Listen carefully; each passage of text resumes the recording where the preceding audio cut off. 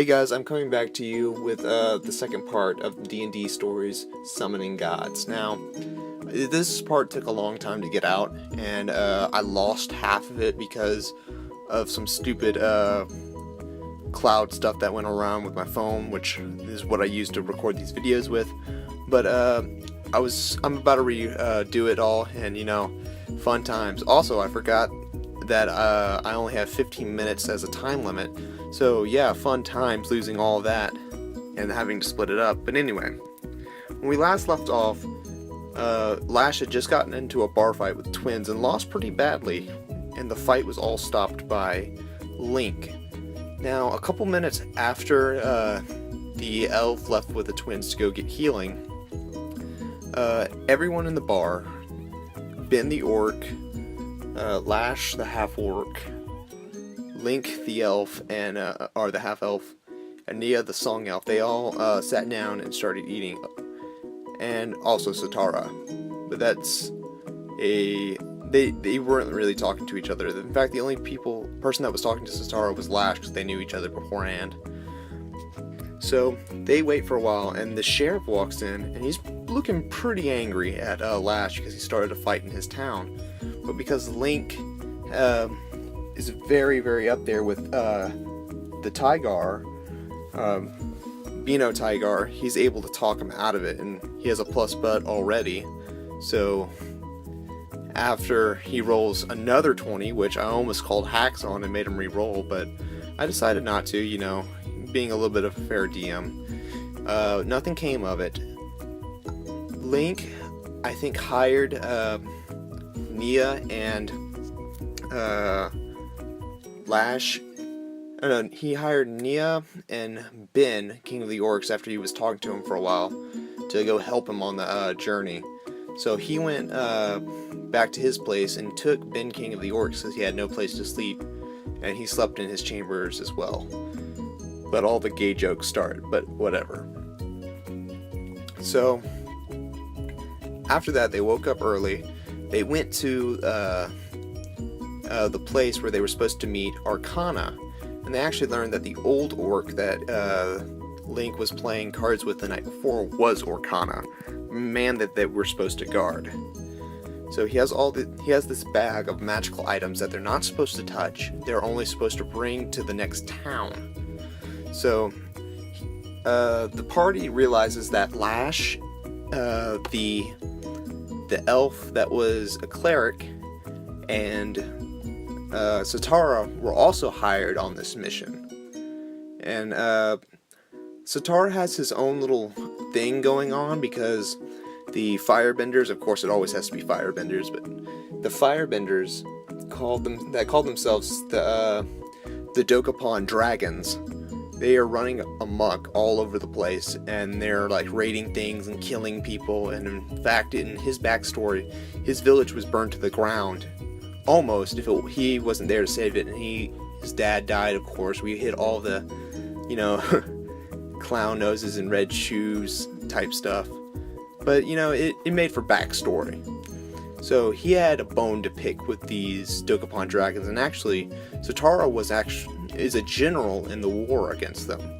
So he's actually has a pretty big position of power, but he isn't the type of person that's prideful or, full of himself, so he doesn't use it all that often, which would have made for very interesting roleplay, commanding people around. Technically, he was over Lash, and he could have commanded him to do almost anything, and Lash is a very, very gullible and kind of rolls with the punches type character, which that was how that person was playing him, which made a lot of sense. So they travel, and they meet a couple bandits across the way, but nothing too serious. And on the second day of travel, and there's 3 to get to the next town that they're trying to get to, their cart is like, I can't remember, I think the enemy used explosives, and they broke one of the wheels on the cart.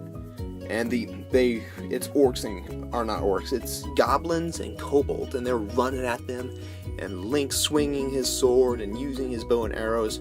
Ben the orc is using his 2 axes that he's fighting with. Let's see, Lash is using his axe and his shield, and he's fighting it out. Sotara is like flinging water bolts all over the place. It was a real time for them just to cut their teeth and like really show, learn how awesome their characters were. So after that fight, and they noticed this too. I think Sotara they all rolled perception, and Sotara rolled the highest because he had the highest wisdom. And he noticed that kobolds and goblins, at least in this area, don't really work together.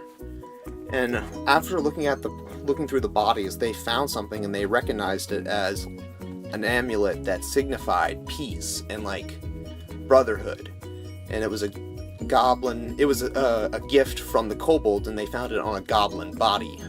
So they were thinking maybe the goblins and kobolds in this area were teaming up and trying to, rally together because they're both really weak, and they're like, oh, I have 4 hit points. It's time to start fighting. But, they're goblins and kobolds. 1 hit and they're dead. So the group decides they need food. They're running low on food. So Nia, the cleric, Orkana, Link's wolf, and Lash all stay behind to protect Orkana, while Ben and Sotara go to the nearby river and fish, which is really easy for a water bender because he can just pick up the water and then they can just grab the fish from the water. So they were off doing that, and the water's about a mile. The river's about a mile away. So while they're doing that, everyone else is setting up camp and getting ready, for sleep the next day. They all roll perception, and if it wasn't for that little dog, that little wolf that Link has as a companion, they would have all probably died. And here's why. They ran up on they heard someone moving through the underbrush, and the wolf started growling, so Link got up and yelled, who's there? And this robed figure comes out of the tree line, and he says, I'm here for Orkana. I don't really care about everybody else, but if you guys give me him, I'll be satisfied and I'll leave. And Link was like, I don't really want to do that because, I'm hired to protect him, and I'm a good person, and I don't want him to die, so no on that. And the robed figure kind of cracks his neck and goes, well, alright, holds out his hand, and black lightning starts crackling out of his hand, and it shoots forward. And thank God that cleric was paying attention, because the cleric jumps in the way, and she uses Sanctuary, which is a spell where you can't attack anyone, but no one can really attack you. And when she did, the lightning hit and split in 2 different directions. One line went through like a bunch of trees and split them all in half. The other line went through like a boulder and split in half. Which, electricity on boulder, I don't really know how that would work, but I was DMing. I could do whatever I wanted. So, and it's D&D. You can do whatever you want. So they were like, oh crap, this guy is actually competent and he could probably kick our butts. So they were running after a couple rounds of Safeguard and them trying to stay away from him, and he's flinging lightning bolts at them, and it's getting like real tough. Lash recklessly runs in and starts going into the melee with him, and he pulls out 2 long swords and he's going at it. And this weird guy is actually putting up quite a bit of a fight. So it looks like Lash is about to lose the fight.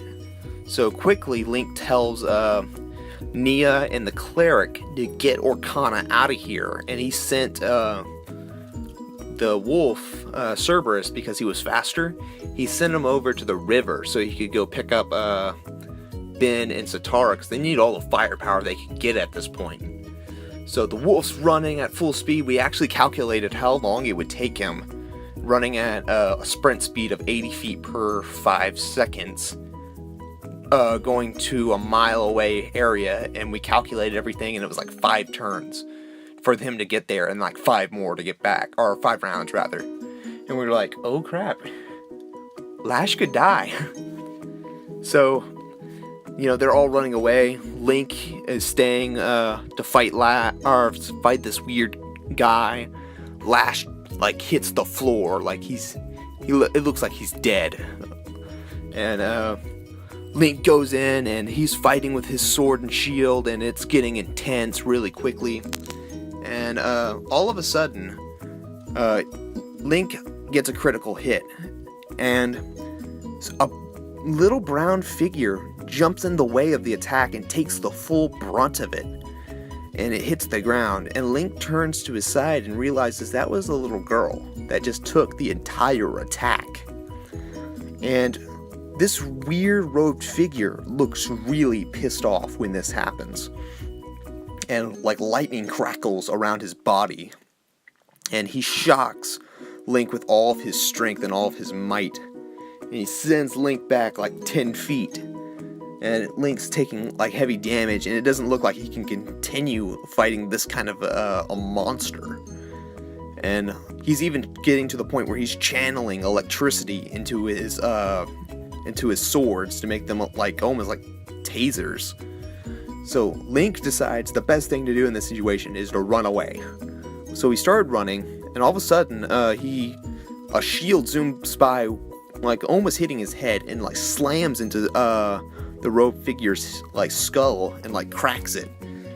And he turns and saw that the cleric with the 2 shields, she was staying by him and fighting, and he kind of guessed Orkana was hiding somewhere. And Nia was coming with her longbow, which she was a pretty good shot with, but when she shot, like electricity that was surrounding the robed guy started like blocking the attack. So he's like, oh crap, this is getting serious really quickly. And then here comes the cavalry. Like everyone shows up like at the same exact time. And Zatar was flinging water bullets at him. Ben is confronting him. The cleric heals up Lash, and Lash stands back to his feet and is ready to fight. And it looks like it's about to go down, like someone's about to die.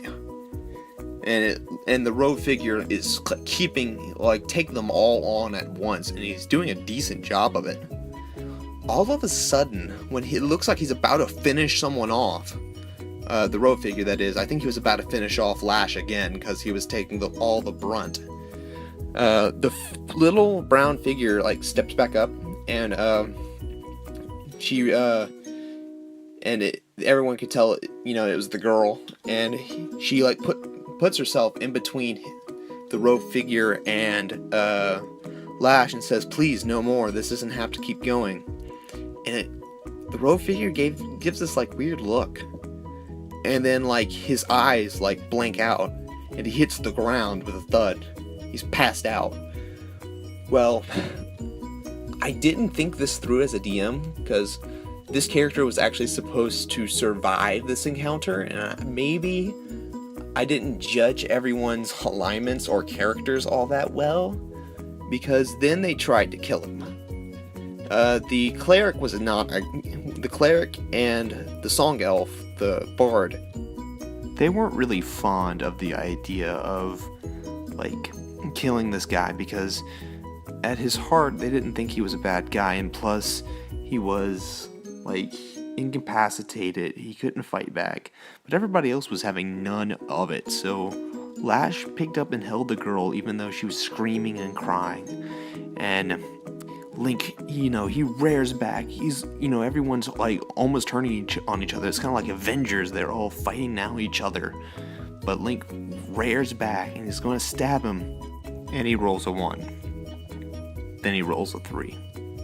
We didn't know how coup de grace worked, so he lived. And it was bad.